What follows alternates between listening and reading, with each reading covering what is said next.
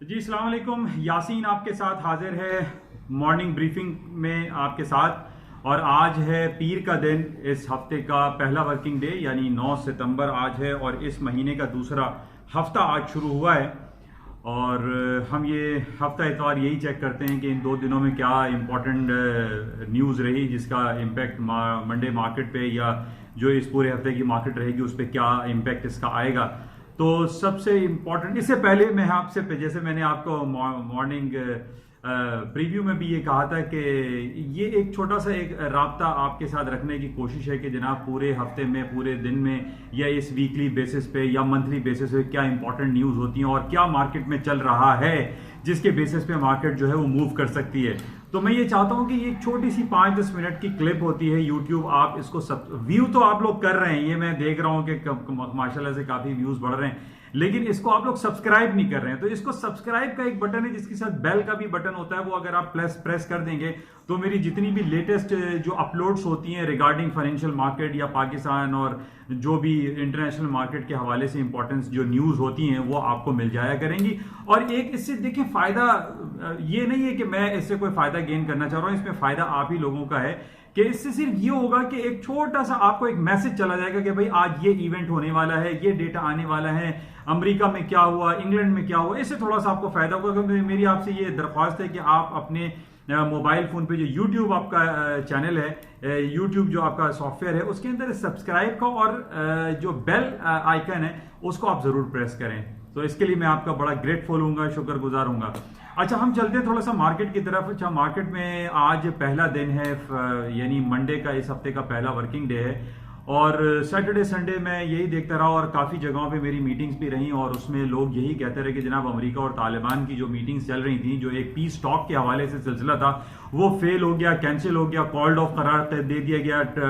Trump साहब की तरफ से बहुत ज़्यादा कोशिशें हो रही थी कि जनाब ये अफगानिस्तान से जो है अमेरिका का इनखला भी हो जाए। इस हवाले से उन्होंने पिछले दिनों इमरान खान साहब से भी मुलाकात की और इमरान खान ने बहुत ज़्यादा इसमें पॉजिटिविटी भी शो की और उन्होंने ये कहा कि अफगानिस्तान में अगर अमन और शांति का माहौल अगर रहता है तो इसका असर एक पड़ोसी मुल्क, जो कि पाकिस्तान पड़ोसी मुल्क है, उसको भी इसका बहुत ज्यादा फायदा होगा।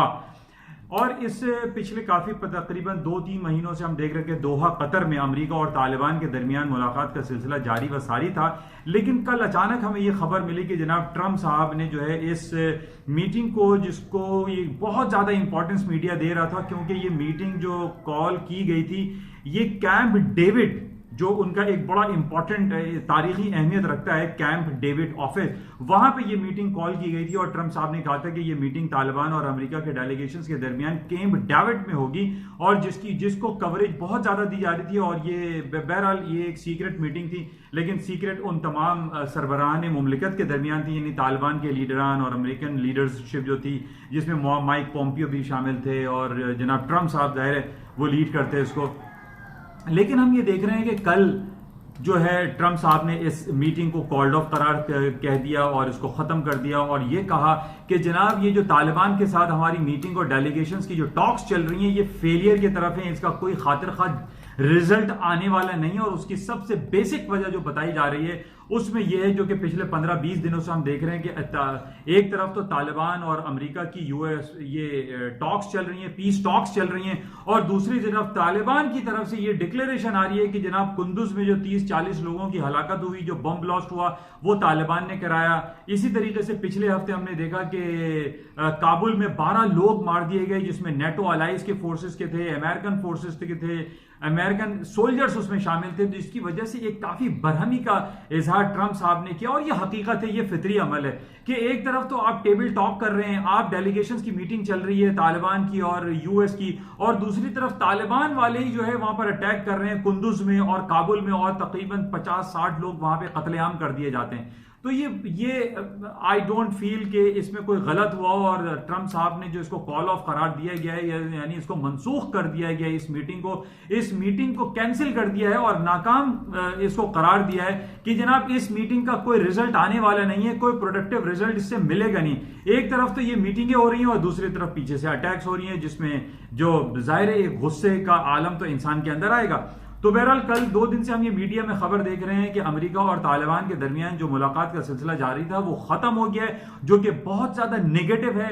और एक हम जो अमन और शांति और पीस टॉक्स की बात कर रहे थे इस पूरे रीजन में, जिसमें पाकिस्तान, इंडिया, अफगानिस्तान, ईरान, ये सारे इलाकों में बहुत ज्यादा अमन हो जाता है, लेकिन इस पीस टॉक्स का कैंसिल हो जाना एज अ होल पूरी इस इकोनॉमी के लिए और इस पूरे इलाकों में जो आबादी है, जो लोग रहते हैं, जो पॉपुलेशन है, उनके लिए भी बहुत ज्यादा नेगेटिव है, क्योंकि इसको हो जाना चाहिए था। बहरहाल इसमें अभी भी उम्मीदें बरकरार हैं और तालिबान वाले ये कह रहे हैं कि हम अभी भी पुरुम्मीद हैं और ट्रंप साहब की तरफ से ये मीटिंग दोबारा से शुरू होगी। बहरहाल वो पुरुम्मीद है और ये हम सब की भी दुआ है और कोशिश भी है कि अफगानिस्तान में अमन और पीस का सिलसिला जारी रहना चाहिए, और क्योंकि उसका पॉजिटिव इफेक्ट पाकिस्तान की इकोनॉमी में भी अल्टीमेटली पड़ता है। बहरहाल इसके अलावा जो हम खबरें देख रहे हैं मार्केट में, वो 2-3 दिन से जो ब्रेक्जिट के हवाले से बहुत ज्यादा चल रही है कहानी कि जनाब 31 अक्टूबर इस टाइम इज टिकिंग डाउन, और 31 अक्टूबर को बाय हुक और बाय क्रुक जो है वो बोरिस जॉनसन साहब ये कहते हैं कि वो बरतानिया यूरोपियन यूनियन से अलहदा हो जाएगा। लेकिन हम ये देख रहे हैं कि उनकी अपनी पार्टी में दरारें पड़ती हुई दिखाई दे रही हैं। एक तरफ तो हम ये देख रहे हैं कि बोरिस जॉनसन के जो रियल ब्रदर हैं वो पार्टी को छोड़ के चले जाते हैं, वो गवर्नमेंट को खैरबाद कह देते हैं, और इसी तरीके की कल एक लेटेस्ट रिपोर्ट आई है कि बहुत सीनियर कंजर्वेटिव जो मिनिस्टर हैं, खातून हैं, वो रिजाइन करके चली गई, और वो ये कह रही हैं कि बोरिस जॉनसन की जो पॉलिसीज हैं वो बहुत ही ज्यादा खराब हैं, नाकाम हैं, और ये हमें बहुत ज्यादा आइसोलेशन की तरफ चली जाएगी और बरतानिया पूरी दुनिया से कट के रह जाएगा।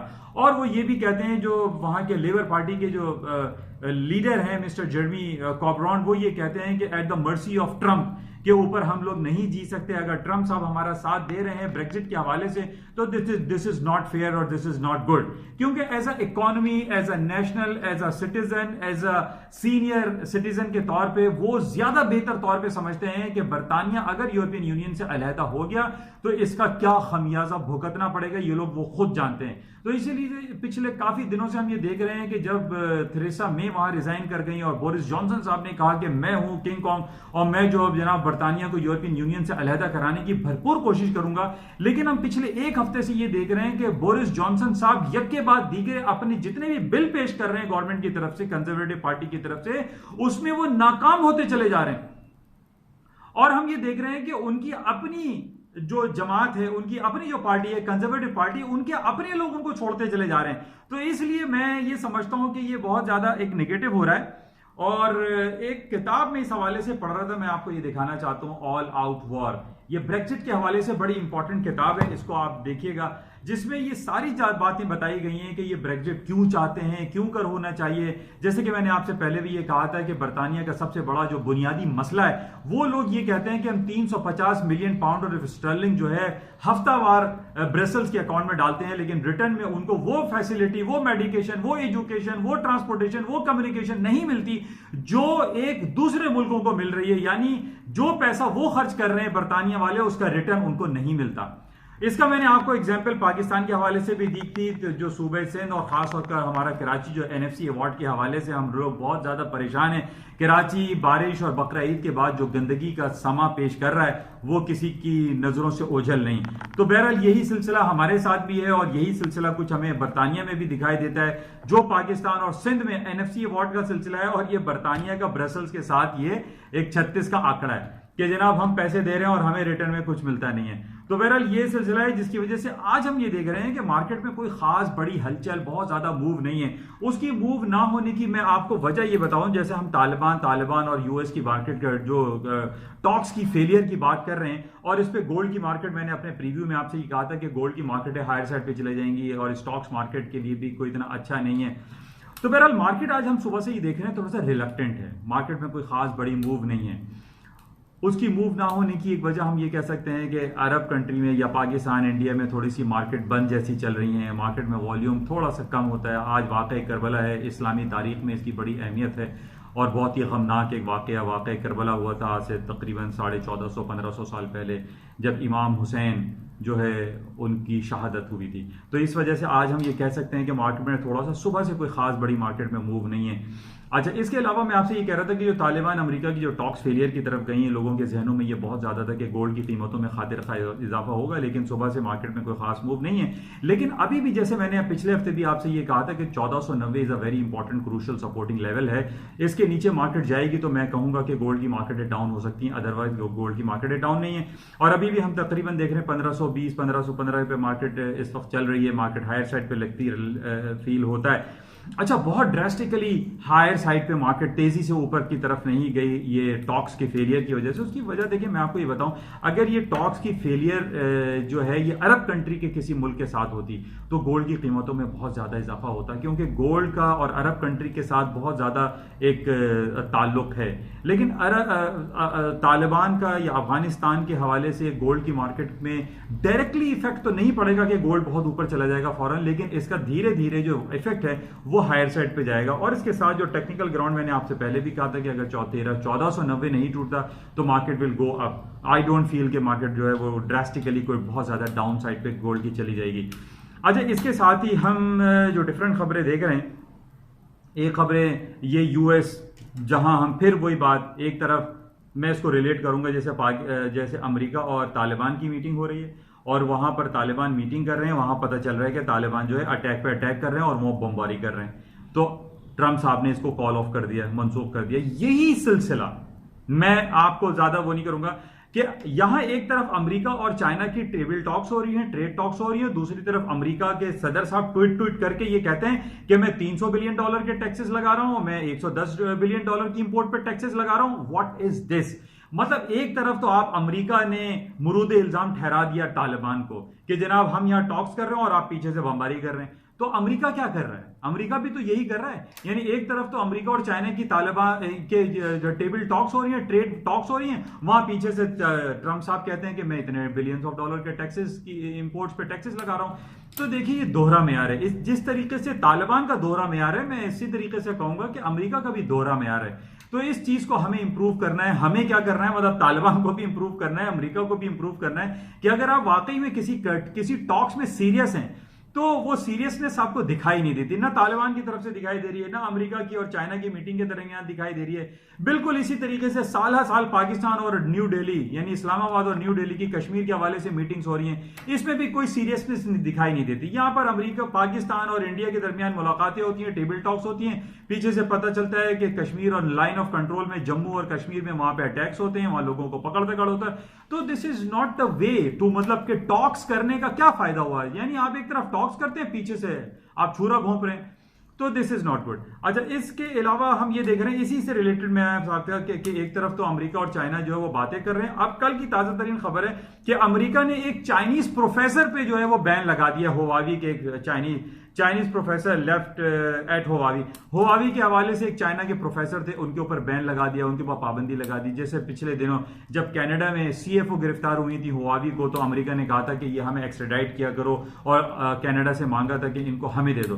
तो बहरहाल इस किस्म की बातें चल रही हैं जो कि बड़ा नेगेटिव होता है। लेकिन ओवरऑल मैं आपसे ये बात जिक्र जरूर करूंगा कि अमेरिका की ये बहुत ज्यादा इंपॉर्टेंट मीटिंग थी जो कैंप डेविड में हुई थी। और ये बैक इन 1978 में जब जिम्मी कार्टर वहां के प्रेसिडेंट थे, वहां पर इन्होंने इसराइल और इजिप्ट के दरमियान एक मीटिंग कराई थी और जो कि बहुत पॉजिटिव हुई थी। अच्छा, इसी हवाले से अमेरिका और जो तालिबान की मीटिंग हो रही थी कैंप डेविड में, उसमें ये जहन में लोगों के आ रहा था कि यार इसकी बड़ी इंपॉर्टेंस है क्योंकि ये कैंप डेविड में मीटिंग हो रही है। बहरहाल ये कैंसिल हो गई, खत्म हो गई, इसका कोई रिजल्ट नहीं आया। अच्छा, ओवरऑल दूसरी तरफ हम मार्केट के हवाले से अगर बात करें तो मार्केट में अभी भी देखिए मुझे मंदी दिखाई नहीं देती। स्टॉक मार्केट में मैंने जो आपको लेवल दिए थे, S&P का 2945 मार्केट उसके ऊपर चल रही है, डाउ जोन्स का 26,400 मार्केट उसके ऊपर है, नेस्डेक का 78 फिगर से ऊपर मार्केट का लेवल ट्रेड हो रही है। तो आई डोंट फील कि ये तालिबान और इसकी टॉक्स फेल होनी है, स्टॉक मार्केट में कोई क्रैश आएगा, ऐसा बिल्कुल नहीं है। स्टॉक मार्केटों में तेजी बरकरार रहेगी, गोल्ड सिल्वर में तेजी बरकरार रहेगी, जो टेक्निकल्स लेवल मैंने आपको दिए हैं वो बरकरार रहेंगे। अच्छा, इसके साथ एक बड़ा इंपॉर्टेंट आखिर में मैं बता दूं कि जो हांगकांग में जो पिछले दिनों जो उन्होंने कॉल ऑफ कर दिया और प्रोटेस्ट खत्म कर दिया था, अब प्रोटेस्ट की नई शक्ल इख्तियार कर गया है। अब इस इसमें अमेरिका को डायरेक्ट मुरूद इल्जाम चाइना ठहराएगा कि कोई कॉन्स्पिरेसी हो रही है और चाइना को नीचे दबाने के लिए हांगकांग का इस्तेमाल किया जा रहा है। और हांगकांग वाले अब अमेरिका के कॉन्सुलेट के सामने वहां पे हाथ जोड़ के अमेरिका से कह रहे हैं कि अमेरिका वालों हमारी मदद करो। चाइना से नहीं बोल रहे, अमेरिका से बोल रहे हैं कि हमें प्रो डेमोक्रेसी में जाना है, हमें डेमोक्रेटिक सिस्टम में रहना है। तो वो अमेरिका से हाथ जोड़ के भीख मांग रहे हैं। यानी ये बड़ा एक अलमिया है, ट्रेजेडी है। यानी आप जिसके अंडर में है, यानी हांगकांग जो इस वक्त है एग्जिस्ट करता है, वो चाइना के अंडर आता है, वो एक ऑटोनोमस बॉडी है, लेकिन वो मदद मांग रहा है अमेरिका से। तो ये वाज़ेह तौर पे दिखाई दे रहा है कि जो हांगकांग में कुछ कॉन्स्पिरेसी हो रही है, और वो कॉन्स्पिरेसी ये है कि जनाब अब अमेरिका ये चाहता है कि चाइना को अंदर से तोड़ दो। चाइना की जो पॉलिसीज हैं, चाइना जो इस तरीके से पूरी दुनिया में छाता चला जा रहा है, वन बेल्ट वन रोड की तरफ वो छा रहा है, पूरी दुनिया में एक्सपोर्ट उसकी बढ़ती चली जा रही है। इसको कट डाउन डिक्लाइन करके लिए वो डिवाइड एंड रूल का फॉर्मूला इस्तेमाल कर रहा है। और अमेरिका अब हांगकांग के थ्रू जो है वो ये कोशिश कर रहा है कि चाइना टूट जाए, चाइना के अंदर एक टेंशन क्रिएट हो जाए। अब ये वजह हम ये देख रहे हैं कि हांगकांग वाले जो है वो अमेरिका से भीख मांग रहे हैं, अमेरिका से मदद मांग रहे हैं, जो कि बहुत ज्यादा नेगेटिव है। बहरहाल इसको मजीद हम आगे देखेंगे। आज तक के लिए इतना काफी है, इंशाल्लाह फिर आपसे राब्ता रहेगा। आखिर में फिर मैं दोबारा आपसे कहूंगा कि इस यूट्यूब चैनल को ज्यादा से ज्यादा सब्सक्राइब करें और इसको लाइक एंड शेयर करें, क्योंकि ये उर्दू और सहल अंदाज में। Thank you.